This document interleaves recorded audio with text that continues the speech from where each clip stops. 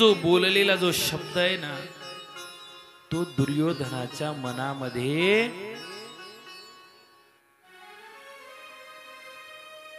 दुःख कोरण्याचं काम करत होता. आणि एके दिवशी पांडवांना सारी पाठ खेळण्याचं आमंत्रण देण्यात आलेलं आहे. लक्षात घ्या, ते सगळे पांडव त्या ठिकाणी आले.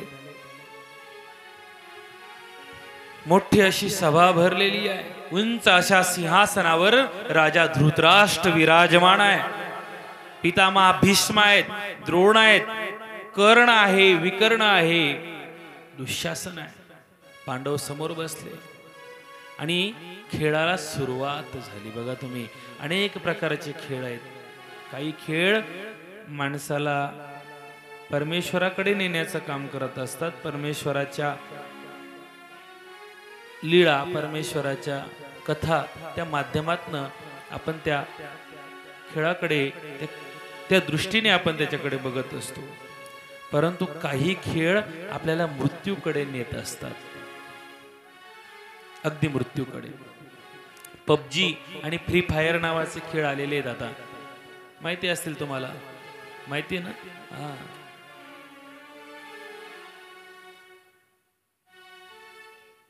मंगरुळ पीरला सर्वज्ञ श्री चक्रधर स्वामी महाराज आहेत. आणि सर्वज्ञ श्री चक्रधर महाराजांच्या सन्निधानामध्ये एक सांगदेव नावाचा एक छोटासा मुलगा आहे. तो मुलगा कपडे धुण्यासाठी नदीवर गेला आणि तिथे कपडे धुतल्यानंतर ते वाळत घातले. छोटासा आहे अगदी, त्याला काहीच समजत नाही. कपडे धुतले, त्या ठिकाणी वाळत घातले आणि त्या ठिकाणी त्यांनी बघितलं तर वाळू आहे. वाळू काय म्हणता तुम्ही? वाळूच म्हणता ना? त्या वाळूमध्ये खेळ खेळतोय, खोपा खोपा. त्या खोप्याची गुंफा तयार केली, त्याला नावं दिले, 2 खोपे तयार केले. बराच वेळ झालेला आहे, सूर्य माथ्यावर आलेला आहे आणि अशा वेळेला बाईसांनी बघितलं की अरे चांगदेव आला नाही, इकडे शोध तिकडे शोध. बघितलं, स्वामींना विचारलं की बाबा चांगदेव कुठे आहे? स्वामी म्हणतात बाई तो अजून आला नाही, कपडे धुवायला पाठवलं होतं ना तुम्ही त्याला. हो देवा.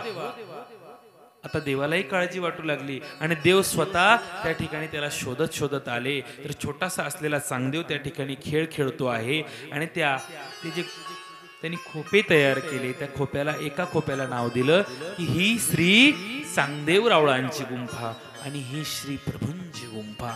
असा त्याचा खेळ चालू आहे. आणि तितक्यात स्वामींची सावली त्याच्यावर पडते. मागे वळून बघतो तर स्वामींकडे बघितल्यानंतर त्याला भीती वाटते की स्वामी आता आपल्यावर रागवतात की काय. परंतु प्रसन्न झालेले स्वामी त्याच्याकडे बघतात. स्वामींना आनंद झालेला आहे की खेळ खेळत असताना सुद्धा तो भगवंताची आठवण करतोय. स्वामी त्याला म्हणतात, बटिका खेळ खेळीजे तो ऐसा. खेळ जर खेळावा ना तर तो अशा पद्धतीचा की ज्यामध्ये परमेश्वराचं नामस्मरण आलं पाहिजे, भगवंताचं त्या ठिकाणी आठव झाला पाहिजे. खेळ सुरू झाला आणि त्या खेळ खेळत असताना आता याने 2 हत्ती, त्याने 2 घोडे, त्याने 2 उंट, असे सगळं लावण्यात आलं. आणि ज्याप्रमाणे मामा शकुनी टाकतील तोच डाव त्या ठिकाणी पडत होता. लक्षात घ्या, अगदी तशाच पद्धतीने धर्मराज हरत चालला होता. सगळं द्रव्य हरत गेल्यानंतर सगळं द्रव्य हरवलं आणि शेवटी आता त्यांनी सांगितलं की माझ्या जवळचं सगळं द्रव्य संपलेलं आहे. दुर्योधनाने सांगितलं की धर्मा, अरे अजून बरंच काही आहे, इंद्रप्रस्थ राहिलं. इंद्रप्रस्थ लावण्यात आलं. जर तू इंद्रप्रस्थ लावलं तर हे सगळं तुला परत मिळेल. इंद्रप्रस्थही हरून बसला.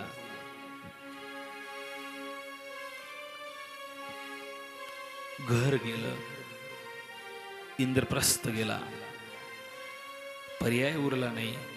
दुर्योधन, अरे आता माझ्याकडे काहीच राहिलं नाही रे. अरे असं कसं काय कर धर्मा? अरे अजून तर तुझे भाऊ आहेत आणि खेळ आहे हा.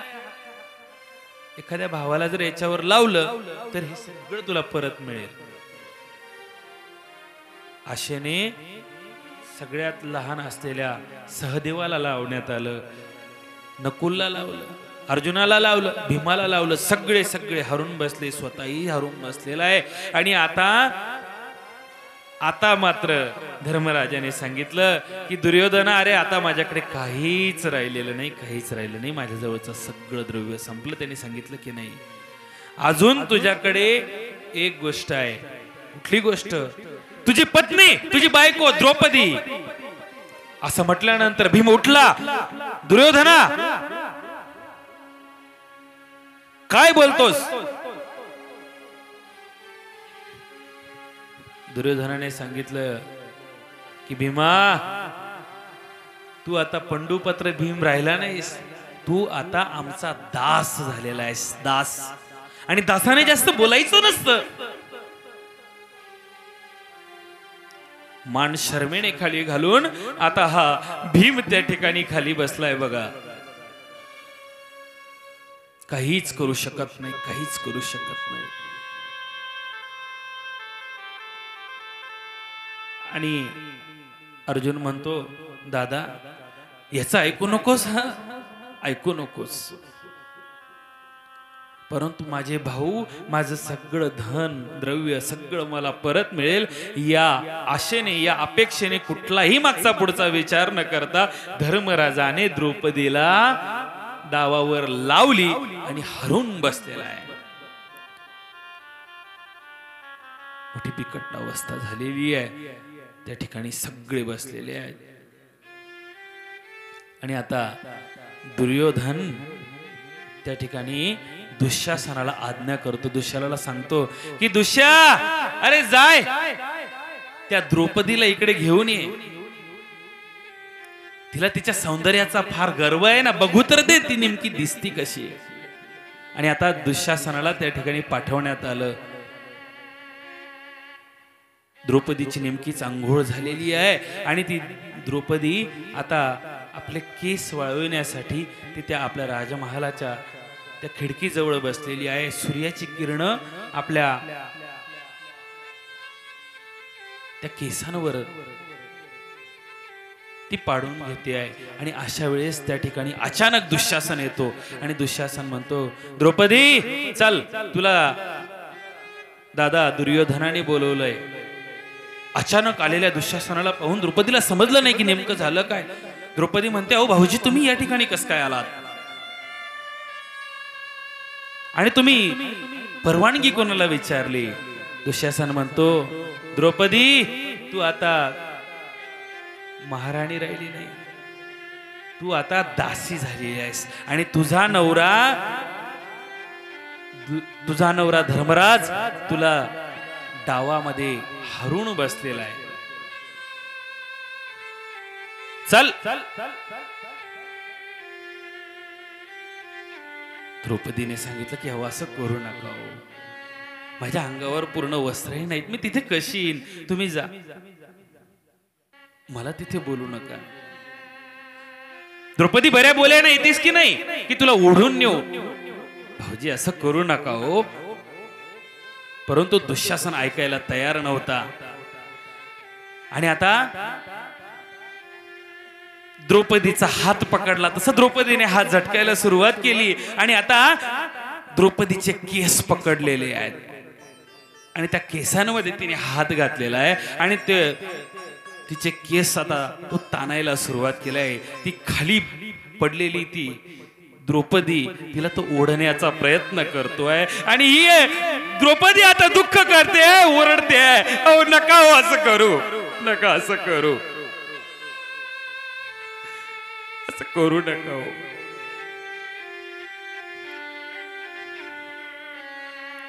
अहो त्या ठिकाणी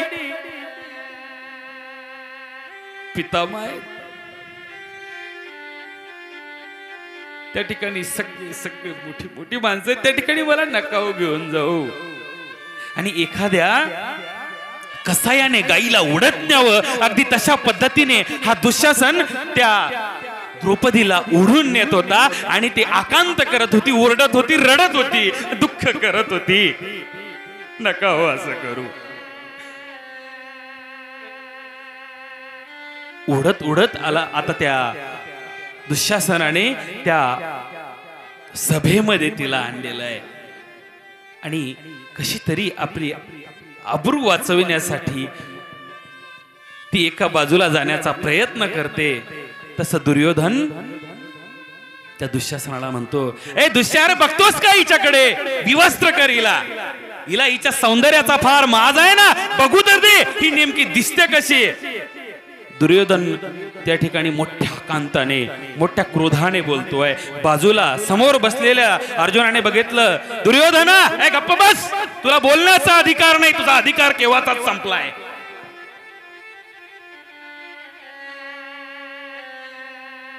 संपूर्ण धर्मसभा त्या ठिकाणी, संपूर्ण सभा सगळ्यांनी मानाखाली घातलेल्या आहेत, अगदी सगळ्यांनी.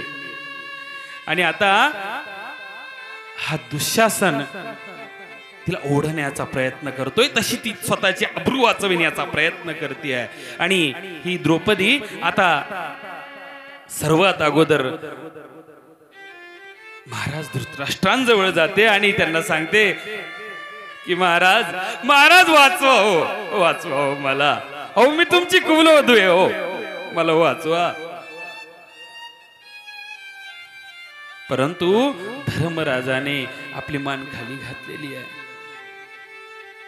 निराश झालेली द्रौपदी आता त्या ठिकाणी बाजूला बसलेल्या पितामह भीष्मांजवळ जाते आणि पितामहांना म्हणते की पितामह, तुम्ही तर या संपूर्ण या कुलाचे पितामह आहेत, या संपूर्ण कुळामध्ये तुम्ही ज्येष्ठ आहात, श्रेष्ठ आहात,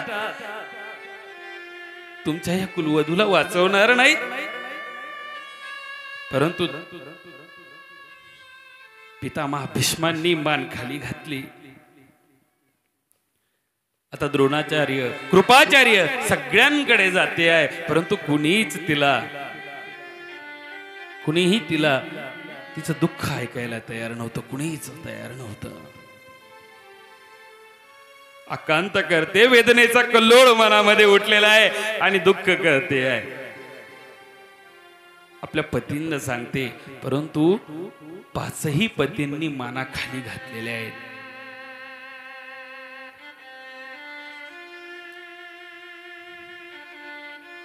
आणि आता दुःशासनाने वस्त्र काढायला सुरुवात केली, ती साडी ओढायला सुरुवात केलेली आहे बघा. सगळ्यांकडे जाऊन आली, कुणीही सहारा दिलेला नाही, कुणीच सहारा दिलेला नाही. आणि आता ज्यावेळेस माणसावर बिकट परिस्थिती येते, ज्यावेळेस माणसावर दुःख येतं, त्यावेळेस माणसाकडे एकच रस्ता शिल्लक असतो, तो म्हणजे भगवंताचा. आणि तो रस्ता तिला त्या ठिकाणी, तो भगवंताचं त्या ठिकाणी आठवण तिला झालेली आहे. आणि आता तिने भगवंताला प्रार्थना करायला सुरुवात केली, विनंती करायला सुरुवात केली. तुम बिन मोरी कोण खबरली, गोवर्धन गिरिधारी, गोवर्धन गिरिधारी, हो गोवर्धन गिरिधारी, गोवर्धन गिरिधारी. तुम बिन मोरी कौन खबर ले, गोवर्धन गिरिधारी, गोवर्धन गिरिधारी, गोवर्धन गिरिधारी, गोवर्धन गिरिधारी. आणि हताश झालेली रुक्मिणी ती द्रौपदी भगवंताला विनंती करते आणि भगवंताला सांगते की देवा वाचव रे बाबा, तू अनेक लोकांच्या अनेक संकटांमध्ये धावून गेलास, आज तुझी बहीण संकटामध्ये आहे, तू तुझ्या बहिणीला वाचवणार नाहीस. आणि हात जोडून विनंती करते आहे आणि त्याची ती श्रीमूर्त ती आठवते आहे. मोर मुकुट पीतांबर शोभे, मोर मुकुट पीतांबर शोभे, मोर मुकुट पीतांबर शोभे, मोर मुकुट पीतांबर शोभे, कुंदल की छबि न्यारी, गोवर्धन गिरिधारी, हो गोवर्धन गिरिधारी, गोवर्धन गिरिधारी, गोवर्धन गिरिधारी, गोवर्धन गिरिधारी, गोवर्धन गिरिधारी, गोवर्धन गिरिधारी. आपल्या मनातलं दुःख ती त्या परमेश्वराला सांगते आहे. बघा, हृदय द्रावक प्रसंग आहे.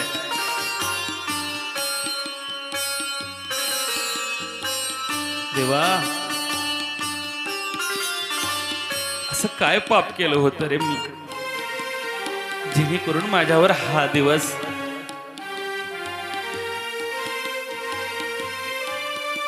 देवा, अरे ऐक ना रे माझ्या विनंतीला.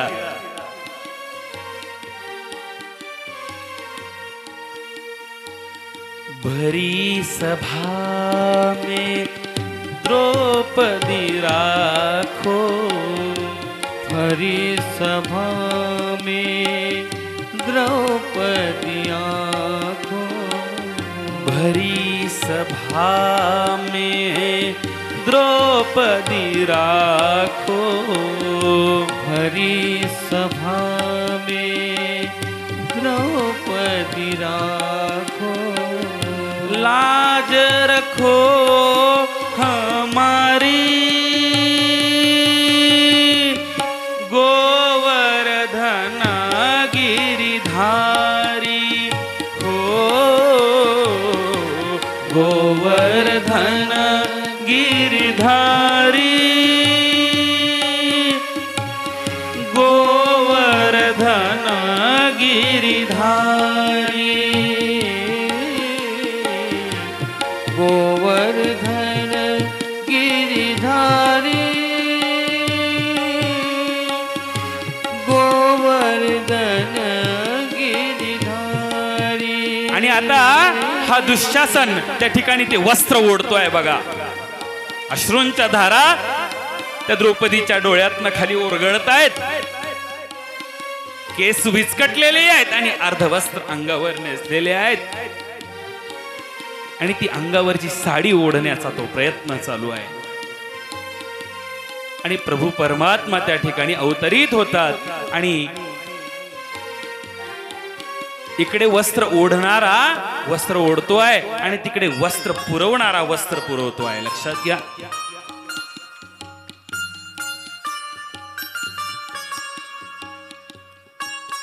प्रभू परमात्मा त्या ठिकाणी भगवंत आणि ते दिलेलं जे वचन आहे ना, ते वचन भगवंत पूर्ण करण्यासाठी त्या ठिकाणी आलेले आहेत. मग हे वचन कधी दिलं होतं आठवतं का तुम्हाला? जेव्हा ती चिंधी हाताला बांधली होती ना, कुठलाही क्षणभर विचार केला नाही, काहीच विचार केला नाही. त्यावेळेस भगवंतानी जे वचन दिलं होतं ना, ते वचन हे पूर्ण करण्यासाठी भगवंत त्या ठिकाणी येतात. वस्त्र ओढून ओढून दुःशासन थकून गेलेला आहे आणि आता त्या साड्या संपल्या आणि शेवटी पितांबर त्या ठिकाणी आलेला आहे. विजेचा जोरात झटका बसावा अगदी तशाच पद्धतीने त्या दुःशासनाचा हात त्या पितांबराला लागला आणि जोरात फेकला गेलेला आहे. आणि भगवंत त्या ठिकाणी श्रीकृष्ण परमात्मा त्या ठिकाणी दुःशासनाला म्हणतात, दुष्या हात लावू नकोस, जळून जाशील. अवाक झालेली सभा भगवान गोपाल कृष्णांकडे बघते आहे.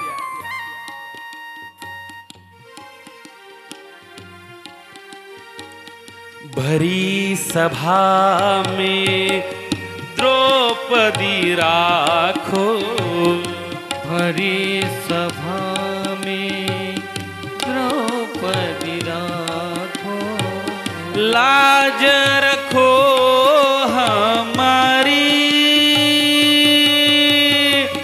गोवर्धन गिरिधारी हो, गोवर्धन गिरिधारी, गोवर्धन गिरिधारी, गोवर्धन गिरिधारी, गोवर्धन गिरिधारी.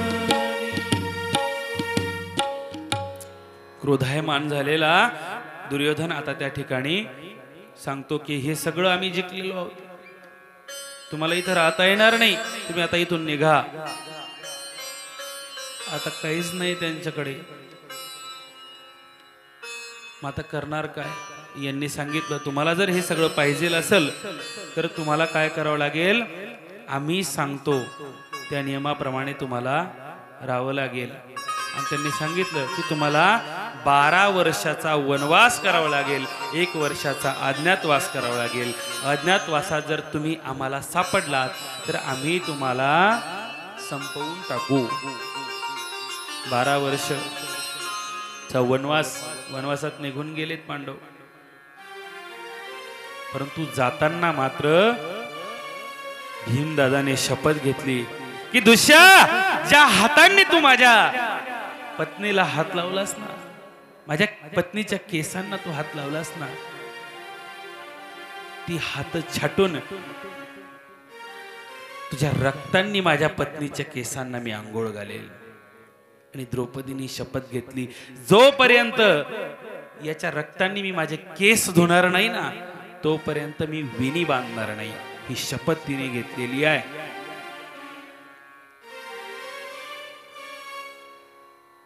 दुर्योधन म्हटला होता की माझ्या मांडीवर बस. भीमाने परत एक शपथ घेतली की ज्या मांडीवर माझ्या पत्नीला बसण्याची इच्छा तू व्यक्त केली, ती मांडी सुद्धा मी फोडल्याशिवाय शांत बसणार नाही. पांडव वनवासात निघून गेले.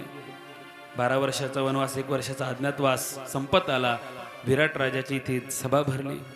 भगवान गोपाल कृष्णही त्या ठिकाणी आले, विराट राजाही आला, सगळेजण त्या ठिकाणी आलेले आहेत. आणि आता काय करायचं, पुढचं नियोजन कसं करायचं, हा विचार त्या ठिकाणी चालू लागला. भगवान गोपाल कृष्णांनी सांगितलं की आपण त्यांना पूर्वकल्पना देऊ की तुम्ही या पांडवांना एक 5 गावं द्या, बाकी काहीच नको. हा शांती प्रस्ताव मी स्वतः घेऊन जातो. भगवान त्या ठिकाणी आलेत, परंतु भगवान गोपाल कृष्णांचा तो शांती प्रस्ताव नाकारण्यात आला. दुर्योधनाने सांगितलं की सुईच्या टोकावर बसेल एवढी सुद्धा जमीन मी त्याला देणार, त्या पांडवांना मी देणार नाही. गोपाल कृष्ण त्या ठिकाणाहून निघून जातात आणि आता युद्धाचा प्रसंग ओढवतोय.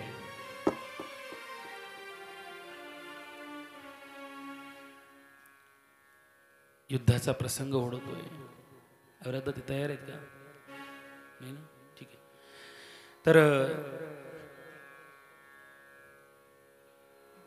युद्धाला सुरुवात होती. अलीकडे पांडवांचं सैन्य, पलीकडे कौरवांचं सैन्य आहे आणि आता युद्धाला सुरुवात होणार आहे. त्या सर्वांना बघून अर्जुन निराश होतो.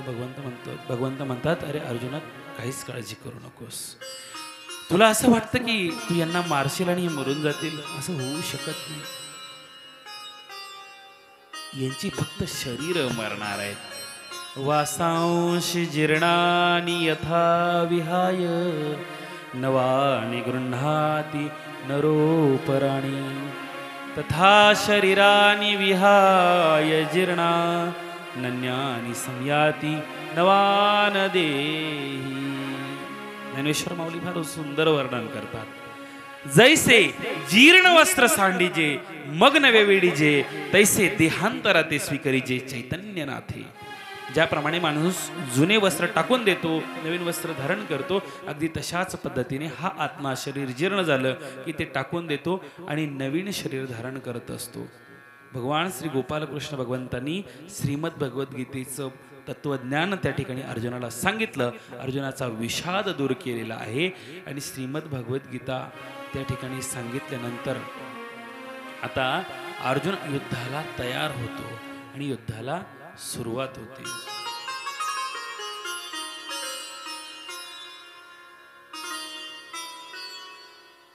युद्ध झाल्यानंतर सगळे कौरव मरून जातात.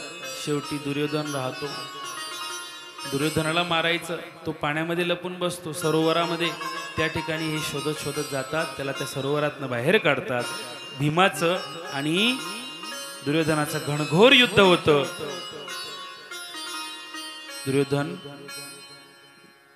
दुर्योधनाचा अंत जवळ येतो. बघा तुम्ही, एवढा सगळा उपद्व्याप कशासाठी केला होता? कशासाठी केला होता? की हे सगळं राज्य, सगळं वैभव मला प्राप्त व्हावं. परंतु भेटतं का? आपलं सुद्धा तसंच आहे. आपली सुद्धा तेच धावपळ चालू आहे. इकडं 4 ट्रॅक्टर चालले, तिकडं 4 ट्रॅक्टर चालले, तिकडं ऊस लावलेला आहे, तिकडं आमकं लावलेलं आहे का नाही? प्रत्येकाचं तेच आहे. परंतु सगळं आपल्याला या ठिकाणी सोडून जावं लागणार आहे. सगळं सोडून जावं लागणार आहे. आणि आता 18 दिवस हे युद्ध चाललेलं आहे. बघा, युद्ध किती दिवस चाललं? 18 दिवस युद्ध चाललं. आणि 18 दिवसांच्या ह्या युद्धामध्ये 1.25 करोड सैन्य मारले गेलेले आहे. किती? 1.25 करोड. त्याच्यामध्ये 70 लाख कौरव आणि 44 लाख पांडव एवढी सेना मृत्युमुखी पडली. शेवटचा प्रसंग आहे. शरपंजरी पडलेले पितामह भीष्म त्या ठिकाणी यांना भेटण्यासाठी भगवान गोपालकृष्ण पांडवांसहित त्या ठिकाणी जातात. आणि भगवान गोपालकृष्ण त्यांना म्हणतात की पितामह, तुमच्या मनात काही इच्छा आहे का?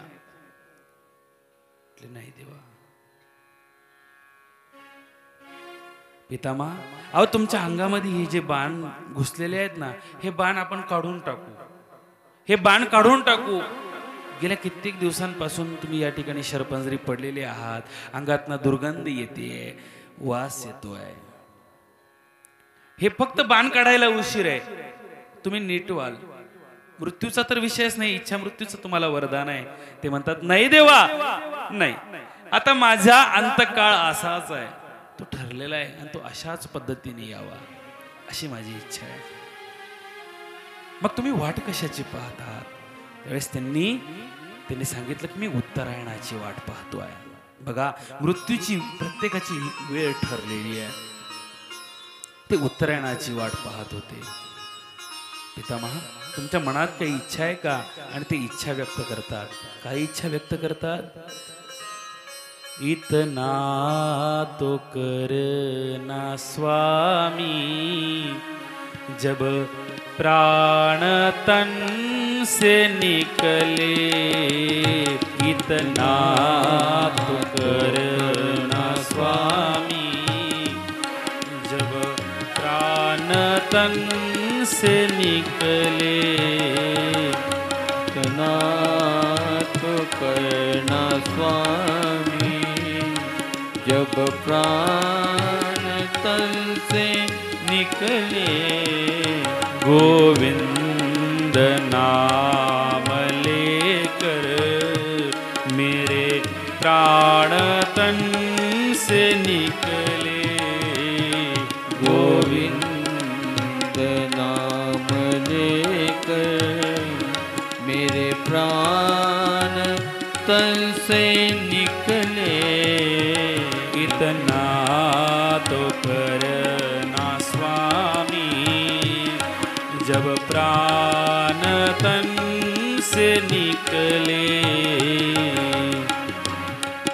आणि आता ते देवाला हात जोडताय, शरपंजरी पडलेले आहेत, अकांत होतं, दुःख होतं, वेदना होत आहेत, प्रचंड वेदना होत आहेत. अंगाच्या शरीराच्या संपूर्ण जागेवर शस्त्र घुसलेले आहेत, बाण घुसलेले आहेत आणि ते देवाला म्हणतात की देवा, माझ्या मनातली एकच इच्छा आहे. काय इच्छा आहे? काय इच्छा आहे?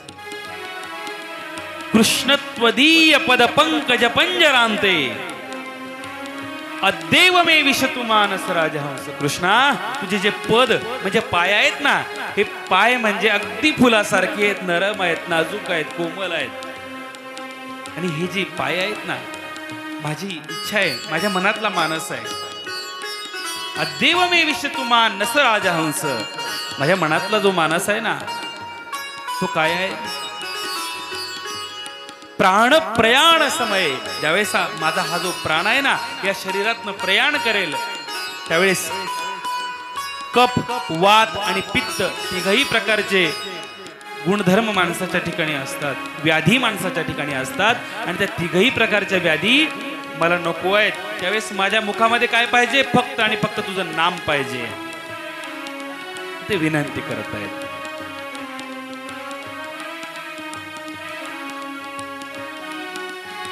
मग त्यांची विनंती कशी आहे? श्री गंगाजी का तट हो, यमुना का वंशीवट हो. श्री गंगाजी का तट हो, यमुना का वंशवट. देवा, तू ज्यावेळेस त्या यमुनेच्या त्या तीरावर फिरायचास ना, ती जी मासे तुला बघण्यासाठी एकत्रित व्हायची, ती भ्रमर, ती फुलं, ती पानं सगळी सगळी प्रफुल्लित होऊन जायची, आनंदित होऊन जायची. आणि त्या वृंदावनातले ते प्रसंग, ते पक्षी तुला बघण्यासाठी त्या झाडांवर किलबिल करायचे. आणि तुझी ती मूर्त आहे ना, ती मूर्त मला आठवली पाहिजे.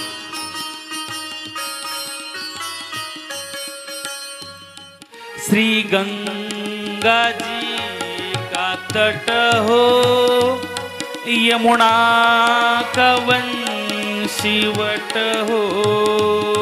श्री गंगाजी का तट हो, यमुना का वंशवट हो.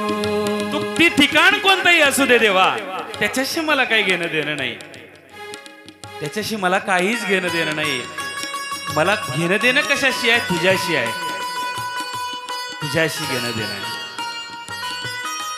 श्री गंगाजी का तट हो, यमुना का वंशीवट हो. श्री गंगाजी का तट हो, यमुना का वंशवट हो. माझी इच्छा काय आहे? काय इच्छा आहे? मेरा सावला निकट हो, मेरा सावला निकट हो. जब प्राण तन से निकले, इतना तो करना स्वामी. जब प्राण तन से निकले, इतना तो करना स्वामी. जब प्राण तन से निकले, गोविंद नाम लेकर मेरे प्राण तन से निकले. गोविंद नाम लेकर मेरे प्राण तन से निकले, इतना तो करना स्वामी.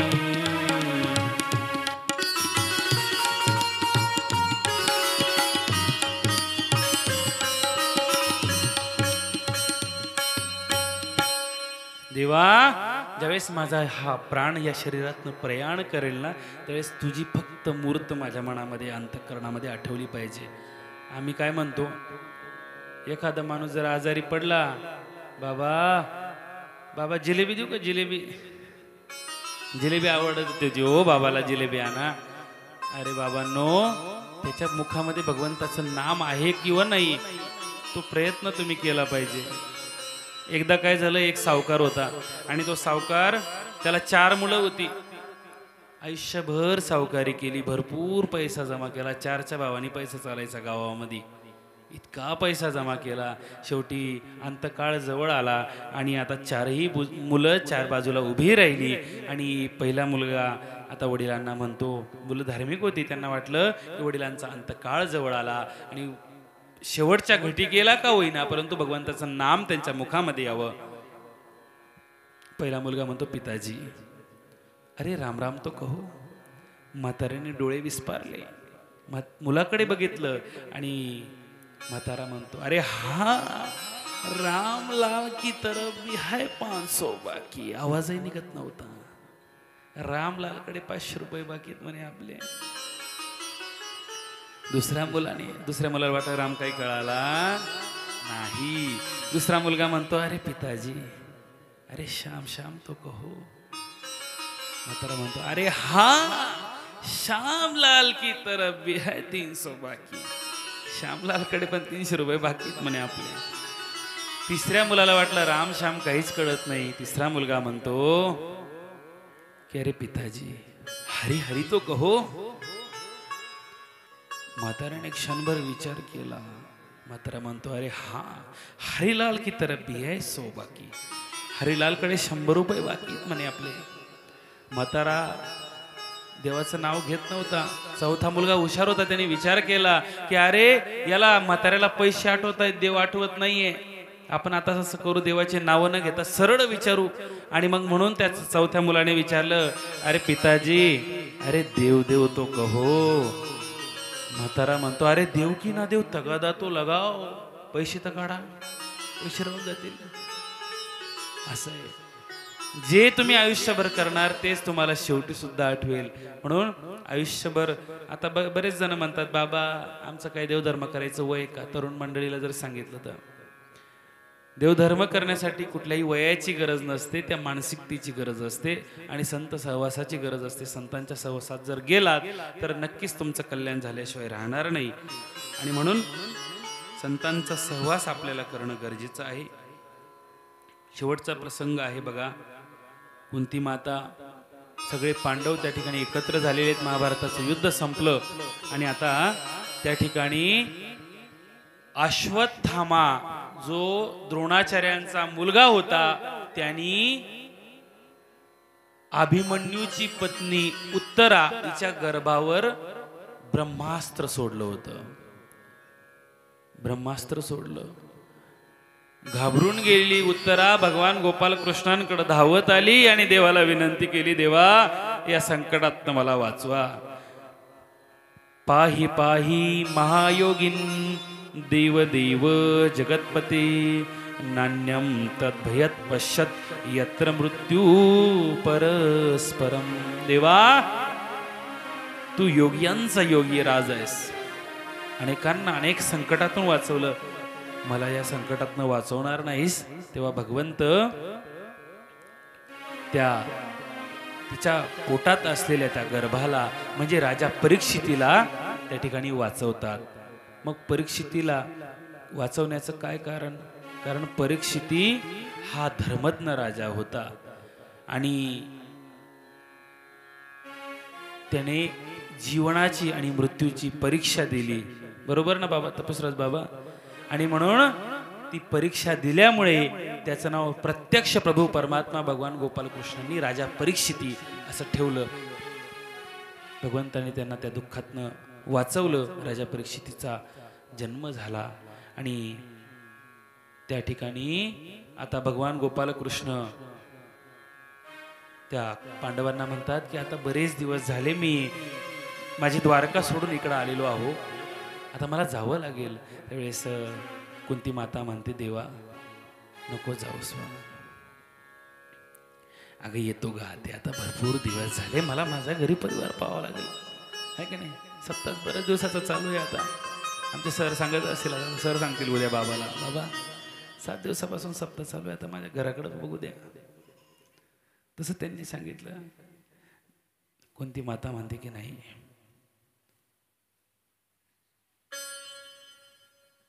मला देवा माझी इच्छा आहे की तू जाऊ नकोस आमचा. देव म्हणतात तसं तसं नाही का ते. कोणती माता म्हणते तू माझा भाचा नाहीस, तू प्रभू परमात्मा आहे, मी तुला ओळखलंय. देव म्हणतात नाही गा ते, मी तुझा भाचा आहे. नाही नाही देवा, मी तुला ओळखलंय, तू कितीही नाही म्हटलास ना तरी मला समजतं. देव म्हणतात ठीक आहे, मग तुम्हाला जर काही इच्छा असेल, काही वर मागण्याची, तर तुम्ही मागू शकता. त्यावेळेस 5ही पांडव त्या ठिकाणी उपस्थित आहेत आणि धर्मराजाने आता धर्म मागितलेला आहे. भीमदादानी खाता पिता परमेश्वराची सेवा मागितली आणि दुर्योधनाने बंधुप्रेम मागितलं. नकुल सहदेवाने स्नेहभाव मागितला आणि आता पाळी आली माता कुंतीची, तर कुंतीने पदरच पसरला. भगवंताला वाटलं खूप मोठं मागणं मागायचंय की काय.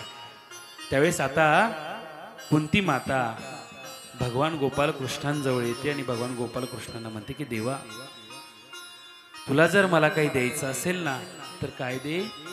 विपद संतू न शश्वत तत्र तत्र जगद्गुरु अभूतो दर्शनो यशात पुनर्भव दर्शन. देवा, तुला जर मला काही द्यायचं असेल ना तर मला विपदा दे, दुःख दे, संकट दे, ह्या गोष्टी मला दे. भगवंताला गंमत वाटली. भगवंत म्हणतात अगं हाते, या गोष्टी काही मागण्यासारख्या असतात. विपदा, दुःख, संकट हे कोणी मागतं का. नाही देवा, मला हेच दे. अरे पण हे मागण्याचं काय कारण. तेव्हा कोणती माता म्हणते देवा, ज्यावेळेस विपदा, दुःख, संकट हे माझ्या जीवनामध्ये होते ना, त्यावेळेस प्रत्येक वेळेस तू माझ्यासोबत होतास आणि आता हे सगळं सुख वैभव तू आमच्या पदरात घालून चाललास, परंतु तू आमच्या सोबत नाहीयेस. आमचं सुद्धा असंच होत असतं. मला आला ताप, आमची अवस्था बघा बरं का. मला आला ताप तर देवा तू माझा बाप.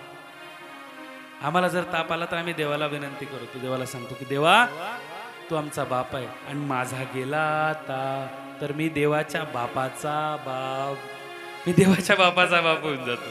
असं होतं का नाही. परंतु त्या ठिकाणी देवाला तिने विनंती केलेली आहे आणि तिने देवाला वर मागितला. ती म्हणते हेची दान दे गा देवा, हो हेची दान दे गा देवा, हो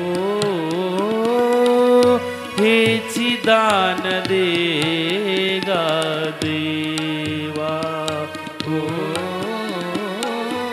हेची दान दे गा देवा, हो हेची दान दे गा देवा, हो हेची दान दे गा देवा, हो हेची दान दे गा देवा, हो हेची दान दे गा देवा, हो हेची दान दे गा देवा. तुझा विसर व्हावा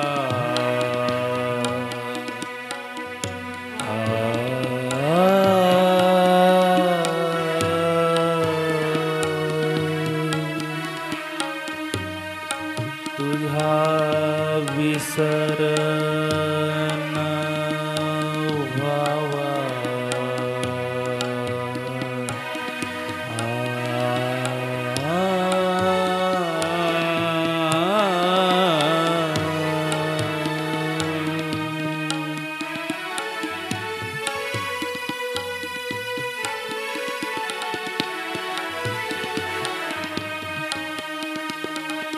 गुण गायन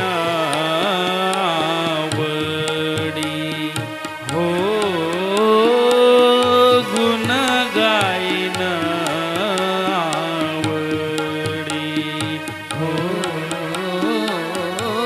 गुण गायन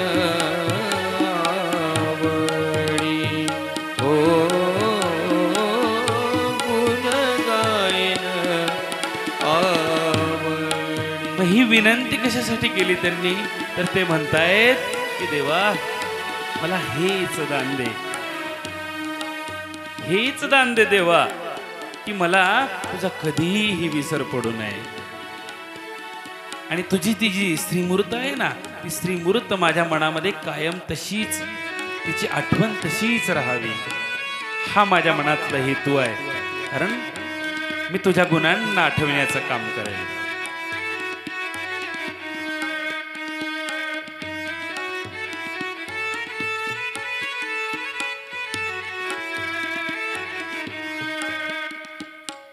हेची माझी सर्व जोडी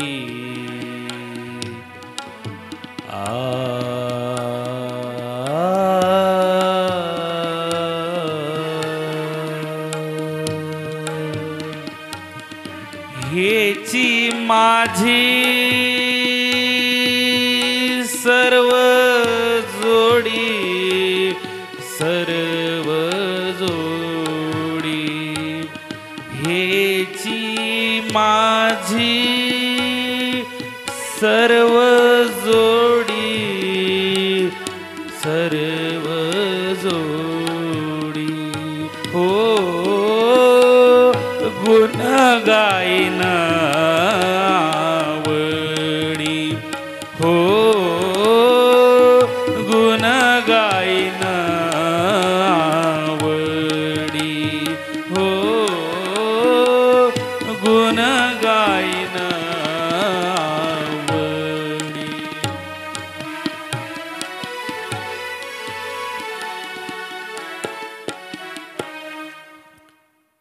हेची दान दे गा देवा तुझा विसरण व्हावा गुण गायन आवडी हेची माझी सर्व जोडी देवा तुझा मला कधीच विसर पडू नये. आणि हीच अपेक्षा आपण सुद्धा भगवंताकडे करायला पाहिजे. परीक्षितीचा आता इकडे गांधारीची आणि भगवान गोपाल कृष्णांची भेट झाली. गांधारीने देवाला सांगितलं कन्हैया तुझ्या हातामध्ये होतं आणि तू जर ठरवलं असतं ना तर तू माझ्या मुलांना वाचवू शकला असतास, हे युद्ध तू थांबवू शकला असतात, परंतु तू असं केलं नाहीस. तू असं केलं नाहीस. तू माझ्या संपूर्ण कुळाचा नाश केलेला आहे. गांधारी म्हणते दे कृष्णा जर मी धृतराष्ट्र पत्नी गांधारी पतिव्रता धर्माचं पूर्णपणे पालन जर केलं असेल ना तर मी तुला श्राप देते की जसा माझ्या कुळाचा नाश झाला तसा तुझ्या कुळाचा सुद्धा नाश झाल्याशिवाय राहणार नाही. आणि तिने श्राप देऊन टाकला. दिवसांमागनं दिवस जात होते. इकडे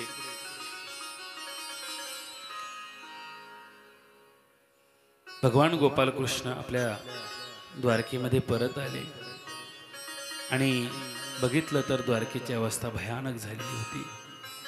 भाऊबंद 56 कोटी यादव त्या ठिकाणी आणि आता तो व्यसनांच्या आहारी गेलेले ते यादव त्या सर्वांना भगवंतांनी अडवण्याचा प्रयत्न केला परंतु कुणीही भगवान गोपाल कृष्णांचं ऐकलं नाही आणि त्या ठिकाणी गांधारीचा श्राप खरा ठरला. भगवान गोपाल कृष्णांच्या संपूर्ण यादव कुळाचा नाश झाला. श्रीकृष्ण भगवंत आता अर्जुनांना कालधर्म त्या पांडवांना कालधर्म निरूपण करतात आणि त्यांना सांगतात की बाबांनो आता तुम्ही या ठिकाणी थांबू नका. आता कलियुग सुरू होणार आहे, द्वापार युग संपणार आहे. तुम्ही जर या ठिकाणी राहिलात तर कलीचं वातावरण जे आहे ते चांगलं नाही आणि म्हणून तो कालधर्म त्यांनी निरूपण केला. तुम्ही या ठिकाणाहून लवकरात लवकर आता निघून जा. सगळे पांडव हिमालयामध्ये पाठवले. धर्मराज म्हणतात की देवा मला थांबू द्या. कशासाठी थांबले ते?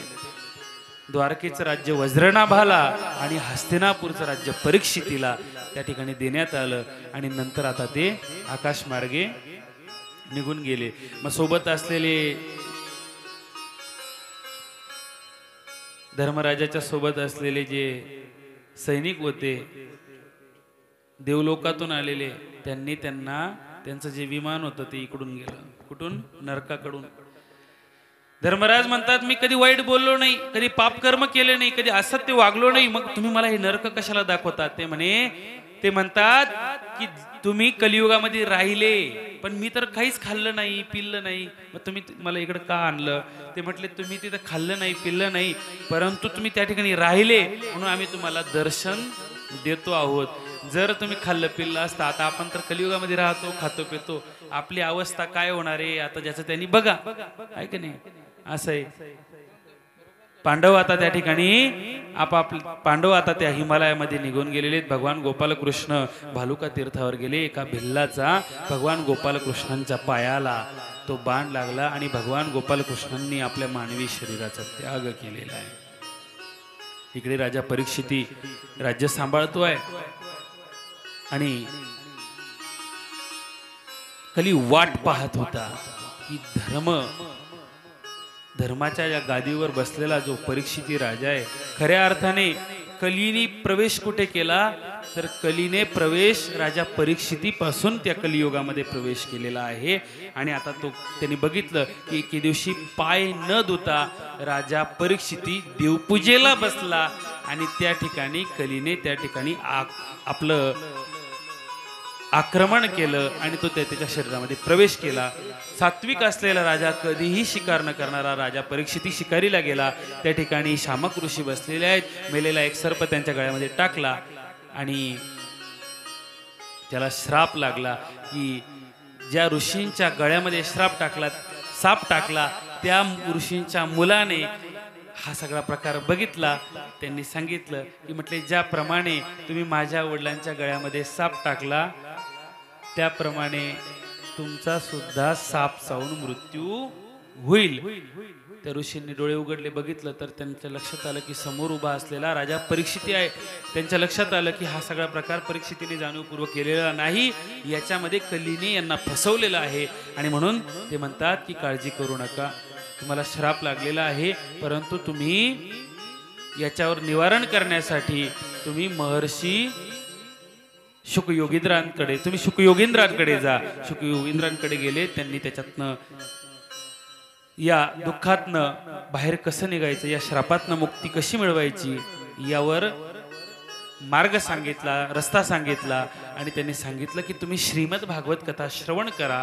7 दिवसाचं ते श्रीमद भागवत कथेचं आयोजन करण्यात आलं. पाण्यामध्ये हा परीक्षिती राजा बसला.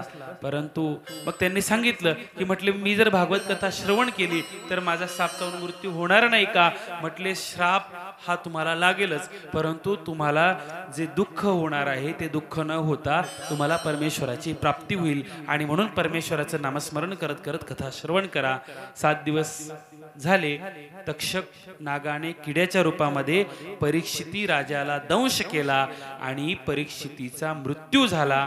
परंतु परीक्षित राजाला मोक्षाची प्राप्ती झाली. कशामुळे झाली? फक्त आणि फक्त परमेश्वर भगवान गोपालकृष्णांची भक्ती केल्यामुळे, त्यांची कथा श्रवण केल्यामुळे. अशी ही श्रीमद भागवत कथा मी माझ्या श्री गुरुच्या प्रसन्नतेने आणि अल्पबुद्धीने या ठिकाणी तुम्हाला गेल्या 6 दिवसांपासून सांगण्याचा प्रयत्न केला. माझ्याकडनं जर काही बोलताना अपशब्द बोलल्या गेला असेल तर मी आपली सर्वांची क्षमा मागतो. माझे स्नेही आमचे योगेश दादा यांनी मला खूप साथ दिली, वेळोवेळी त्यांनी मला सांभाळूनही घेतलं. आमचे दुसरे ताल सम्राट आमचे अमर भाऊ यांनीही मला सांभाळून घेतलं, त्याबद्दल त्या दोन्ही कलाकारांचे मी धन्यवाद व्यक्त करतो. या ठिकाणी आमचे आदरणीय माझे गुरुतुल्य, मला त्यांच्याकडे बघितल्यानंतर तुम्हाला खोटं नाही सांगत, त्यांची स्तुती म्हणून नाही सांगत, परंतु त्यांचा स्वभाव माझ्या श्री गुरुजींच्या स्वभावाशी अगदी मिळता जुळता आहे. अगदी देव माणूस म्हणायला काही हरकत नाहीत. असे आमचे कुरकुटवाडीचे आदरणीय श्री बाबा बाबा या ठिकाणी या लेकराचं कौतुक बघण्यासाठी आलेत, त्याबद्दल बाबांचेही धन्यवाद या ठिकाणी मी व्यक्त करतो. उद्या माझं या ठिकाणी काल्याचं कीर्तन आहे. आपण सर्वांनी काल्याच्या कीर्तनाचा लाभ घ्यावा. आणि संकेत बाबा ऑफिशियल हे माझं यूट्यूब चॅनल आहे. या यूट्यूब चॅनलवर संपूर्ण महाराष्ट्रभर हा श्रीमद भागवत कथेचा कार्यक्रम प्रसारित होत आहे. त्याचप्रमाणे देव श्री चक्रधर या चॅनलवर आमचे आदरणीय श्री तपस्विराज बाबा हेही हा कार्यक्रम संपूर्ण महाराष्ट्रभर, महाराष्ट्राच्या बाहेर पसरवत आहेत. त्याबद्दल दादांचे धन्यवाद. या ठिकाणी आमचे सरांचे धन्यवाद. आदरणीय आचार्य महंत श्री दिवाकर बाबा, बाबांचेही धन्यवाद या ठिकाणी व्यक्त करतो. आरतीचे जे मानकरी आहेत, सरच आहेत, आपण आरतीचं ताट पुढे घ्यावं आणि या ठिकाणी काल्याची कथेची सांगता करावी. चला या पटकन.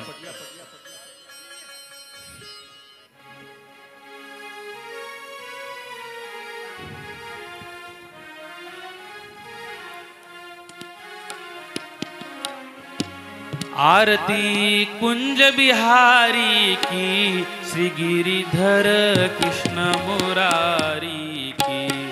आरती कुंज बिहारी की, श्री गिरिधर कृष्ण मुरारी की. आरती कुंज बिहारी की, श्री गिरिधर कृष्ण मुरारी की. गले में वैजंती माला माला, बजावे मुरली मधुर बाला बाला. कानों में कुंडल झलकती मंडल, नंद के नंद बिहारी की, श्री गिरिधर कृष्ण मुरारी की. आरती कुंज बिहारी की, श्री गिरिधर कृष्ण मुरारी की. कनकमय मोर मुकुट विलसे विलसे, देवता दर्शन को तरसे तरसे. बजावे चंग और मुरदुंग, वालनी संग लाज रखो गोप कुमारी की, श्री गिरिधर कृष्ण मुरारी की. आरती कुंज बिहारी की, श्री गिरिधर कृष्ण मुरारी की. जहाँ से प्रगट भई गीता गीता, कि अर्जुन वीर हुआ श्रोता श्रोता. दिखाया विश्वरूप हुआ दिल खुश, मिटाई भ्रांति अर्जुन की, श्री गिरिधर कृष्ण मुरारी की. आरती कुंज बिहारी की, श्री गिरिधर कृष्ण मुरारी की. त्वमेव माता च पिता त्वमेव, त्वमेव बन्धु च सखा त्वमेव, त्वमेव विद्या द्रविणं त्वमेव, त्वमेव सर्वं मम देव देव, त्वमेव सर्वं मम देव. श्री गोपाल कृष्ण भगवान